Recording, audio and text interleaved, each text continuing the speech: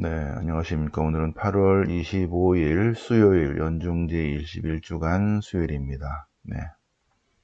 네, 독서는 어제 이어서 계속 테살로니가 1서고 그다음에 복음은 마태복음 23장 오늘 마지막입니다. 네, 그래서 23장, 22장까지는 종합을 했죠. 23장 전체 종합을 오늘 하겠습니다. 네, 23장. 내일 데살로니가 1서를 할게요. 그래서 23장 마지막이니까 23장 전체에 관한 설명을 하겠습니다. 자, 자료를 보시겠습니다. 자, 마태복음 5, 6, 7장은 산상설교, 마태복음 10장은 파견설교, 마태복음 13장은 하느님 나라에 관한 7가지 비유, 마태복음 18장은 우리가 공동체 생활할 때 주의사항들, 가정공동체, 직장공동체, 성당공동체, 국가공동체 기준, 우리 삶의 기준, 가장 소외된 사람을 기준으로 한다는 얘기입니다. 24, 25장은 심판설교인데 오늘은 23장이니까 요점 와 있죠, 그죠? 오늘은 23장입니다. 23장. 마태복음 23장 1절부터는 지난주 토요일부터 이제 복음인데, 자, 본문 보시면 예수님께서 율법학자들과 바리사이들에 대해서 쓴소리를 하는 거예요. 그래서 군중들에게 율법학자와 바리사이들, 그들이 말하는 것은 지키지만 그들의 행실은 절대로 따라하지 말라. 왜? 그들은 말만 하고 행하지 않는다. 그들이 하는 일이란 다 남한테 보이기 위해서 하는 것이다. 그러나 참된 그리스도인은 어떻게 된다? 섬기는 사람이 되어야 된다. 참된 그리스도인은 자신을 낮추는 사람이 되어야 된다는 주님의 말씀입니다. 그래서 바리사이들과 율사들에 대해서 쭉 말씀하시는데 7가지 불행선언을 하고 있습니다. 7가지 불행선언. 근데 바리사이들과 율사들 뿐만 아니라 예수님의 적수들이 있어요. 대표 선수들, 수석사제들, 백성의 원로들, 바리사이파, 사두가이파, 헤로데 당원들, 율법 학자들입니다. 그래서 마태복음 21장부터 예수님이 그들에게 자꾸 뭐라고 하시는 거예요. 21장 1절은 설명 안 해서 제가 다시 예수님께서 올리브산 벳파게에 다다랐습니다. 올리브산 벳파게. 올리브산 벳파게는 올리브산 언덕, 올리브산 넘어, 산등성이 넘어 사해가 보이는 쪽으로 쭉 내려가다 보면 벳파게가 있고 그 아래쪽으로 베타니아가 있어요. 그래서 베타니아에서 벳파게를 지나서 올리브산 산 정상에서 이렇게 내려오면 이제 예루살렘으로 들어가는 것입니다. 이거는 이제 저랑 이스라엘을 가야 돼요. 이스라엘 예루살렘 산이 요렇게 올리브산이 요렇게 있으면 이쪽이 이제 예루살렘이고 키드론 골짜기고 요렇게 올라서 올리브산 정상, 그다음에 벳파게, 베타니아, 그다음에 저기 예리고 사해 이렇게 있습니다. 쫙 보여요. 그래서 여기 정상은 예수님 승천하는 기념경당이 있고, 이스라엘 성지는 저랑 같이 가야 돼요.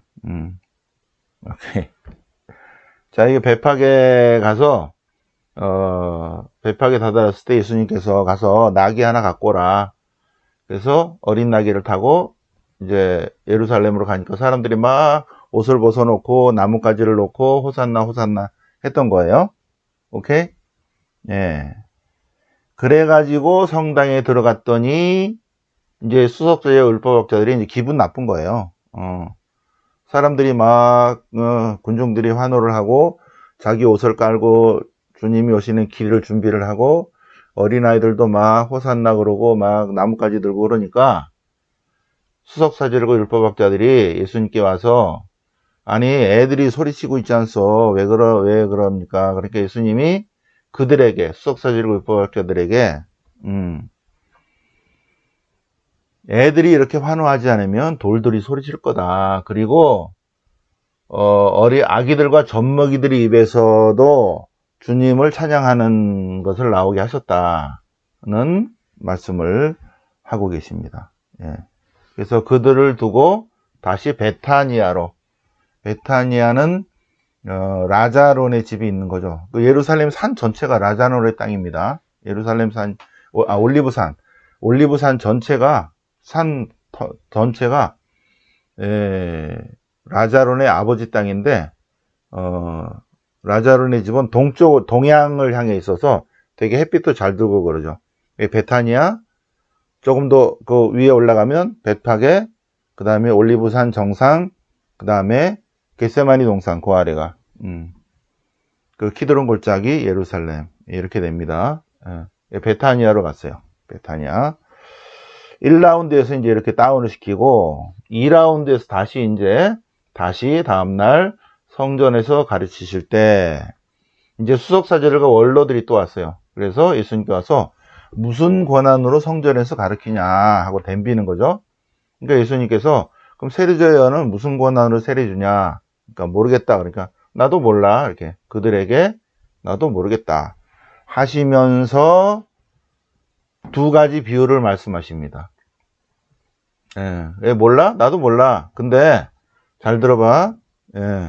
아들이 둘이 있는데 아버지가 포도원 가서 일하라 그랬는데 큰아들은 싫어요 그래 놓고 갔고, 그 다음에 둘째 아들은 간다 해놓고 안 갔다. 누가 아버지의 뜻을 실천했냐? 큰아들이 됐습니다. 그러니까는 예수님께서 니네들은 작은 아들 같다. 아버지의 뜻을 행한다 그러고 말만 하고 행하지 않는 게 바로 니네와 같다 하는 비유를 말씀하시고, 두 번째 포도원 소작인의 비유예요.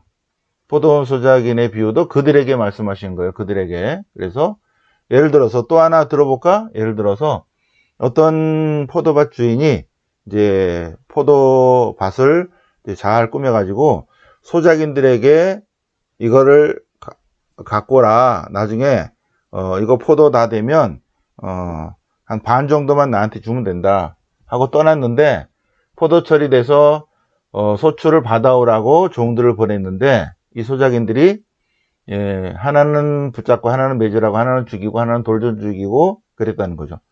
그래서 주인이 다른 종을 보냈지만 그들에게도 똑같이 하고, 그래서 아들을 보냈다는 거죠. 아들을 보내니까 죽여버렸어요. 그래서 여기 수석사제들과 백성의 원로들에게 묻는 거예요. 물어요.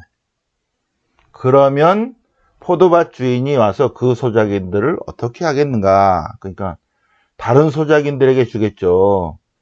그들이 그렇게 대답했죠. 오케이. 바로 그렇다. 그래서 예수님께서 말씀하시니까 수석사제들과 바리사이들이 자기를 두고 하신 말씀인 거를 알아차렸다는 거예요. 자기들에 관한 두 가지 비유라는 거 알고 기분 나빠서 갔다는 거죠. 그래서 예수님께서 또 혼인잔치의 비유를 한 번 더 말씀하시는 거 있죠. 혼인잔치의 비유. 그래서 여기서 혼인잔치의 비유는 뭐냐면 초대받은 자들이 안 왔다는 거죠. 하느님 나라에 안 왔다는 것입니다. 그래서 혼인잔치는 준비됐는데 초대받은 자들이 마땅치 않다는 비유를 말씀하셔요. 그러니까 이 바리사이와 율사들, 그리고 수석사제들과 백성의 원로들, 바리사이들 하느님이 하는 날에 초대했는데 이들이 안 가려고 했다는 예를 든 것입니다. 그래서 기분이 아주 나빴죠. 그래서 2라운드도 끝났고 3라운드 돼서 바리사이들이 나가면서 어떻게 예수님을 골탕 먹일까 그러면서 헤로데 당원을 데려왔다는 거죠. 그래서 황제에게 세금 문제를 얘기를 해요. 그 세금은 뭘로 내냐? 동전으로 낸다. 동전 갖고 와봐라. 여기에 초상가 글자가 누구 거냐? 황제 것입니다. 그러면 황제 것은 황제에 돌려주고, 하느님의 것인 인간은 하느님께 돌려드리면 된다. 하고, 그들에게 말씀하셔요. 그들에게. 계속 지금 이게, 바리사의 율사들, 수석사제들, 이런 사람들에게 말씀하시는 거예요. 이제 사두가이한테, 부활이 없다고 주장하는 사두가이들이 예수님께서 또 덤비는 거 있죠. 그러니까 예수님이 또 말씀하셔요. 그래서 다운됐습니다. 그리고 이제 또 바리사이들이 와서 여러 가지 질문했는데 예수님이 쭉 해서 다 대답을 해서 그들은 한마디도 대답하지 못했다. 그래서 기분이 아주 나빠졌을 때 23장에서 예수님께서 이제 불행선언을 하는 것입니다. 예수님께서 불행하여라 너희 위선자 율법학자들과 바리사이들, 니네는 사람들 앞에서 하늘나라의 문을 잠가놓고 니네도 안 들어가고 들어가려는 사람도 못 들어가게 한다. 이 나쁜 놈들아. 두 번째 2번 불행, 위선자 율법학자들과 바리사이들아, 니는 개정자 한 사람 얻으려고 막 해놓고 개정시켜놓고 더 나쁜 지옥의 자식으로 만들어버린다. 네, 세 번째 불행선은 불행하여라 너희 눈먼 인도자들아. 성전을 두고 맹세한 건 아무것도 아니라고 그러고 성전에 금을 두고 맹세한 거, 제단을 두고 맹세한 거, 제단 위에 놓인 예물을 두고 맹세한 거 지켜야 한다고.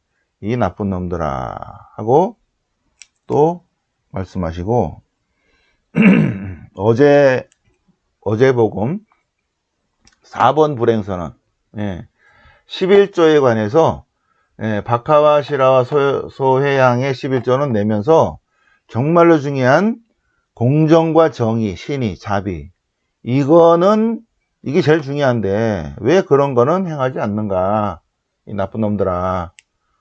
5번째 불행선언, 니네는 겉으로는 깨끗한 척하지만 속은 탐욕과 방종으로 가득 차 있다. 그러면서 이제 오늘 복음, 오늘 6번째 분행, 너네는 회칠한 무덤과 같다. 회칠한 무덤과 같다.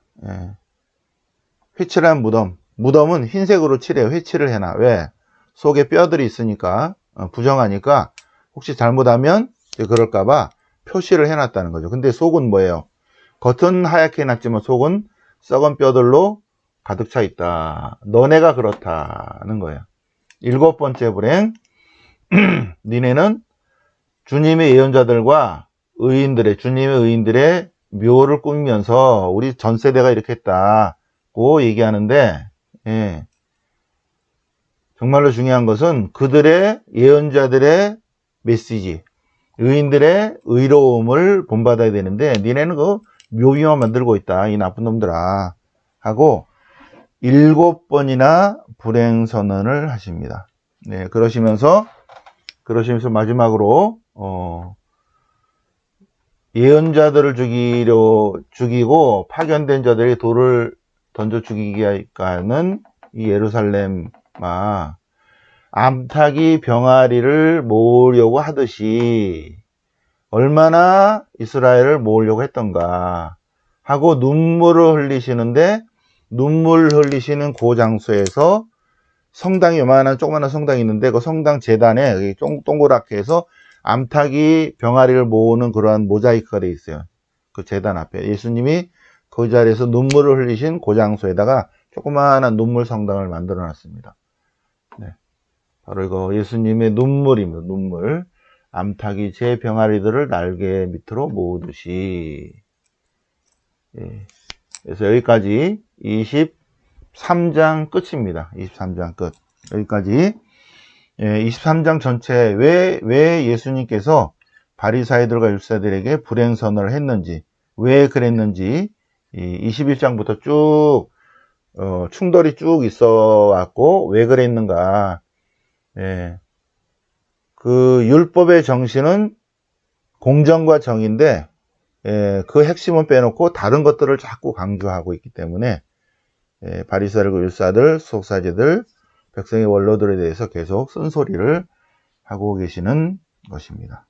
그래서 여기를 다시 보시면 이제 예수님께서 5, 6, 7장의 산상설교, 10장의 박연설교, 13장의 비유설교, 18장의 공동체 설교인데 19, 20, 21, 22, 23 요 사이에 했던 거를 쭉 우리 묵상을 했고, 이제 내일부터는 심판설교, 최후의 심판에 관한 예수님의 비유 말씀을 내일 또 우리 같이 공부를 해보겠습니다. 영광이 성부와 성자와 성령께 처음과 지장 성령오니 아멘. 성부와 성자와 성령의 이름으로 아멘.